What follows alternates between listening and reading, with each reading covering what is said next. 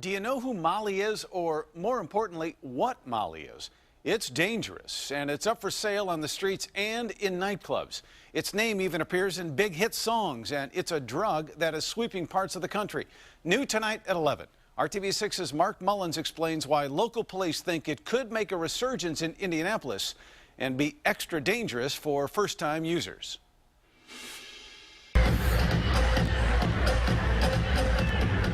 For many young people, dance for like 3 hours in the blink of an eye, and you feel the beat in your chest. Molly is as much of the nightclub experience as the music and the lighting. There's a guy there selling it, and it's not hard to find him. We've agreed to conceal the identity of this man who is now in his late 20s. Edward, as we'll call him, used the drug regularly, starting in college. You feel close to the people in your vicinity. You feel close to the people who are in that same moment with you. In that same moment with you. A closeness, experts say, fueled by the drug's manipulation of the chemical serotonin in the user's brain.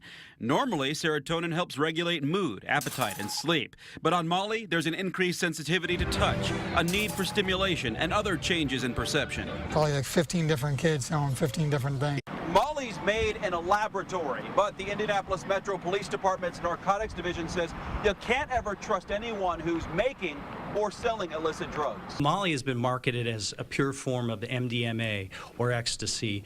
The reality is, though, the buyer never really knows what they're getting. Molly can be sealed into gel caps, which are then swallowed by the user. It can also be ground up and snorted, or mixed with other chemicals into a pill form.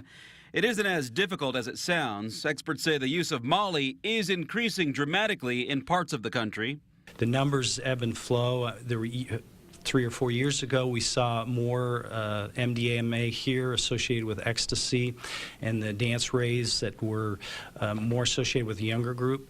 Now it's kind of, Molly's been associated with a more mature group, 30s, 40s. But it's leveled off in Indy for now. IMPD Captain Robert Holt says there were only 6 cases of it in the drug crime lab recently.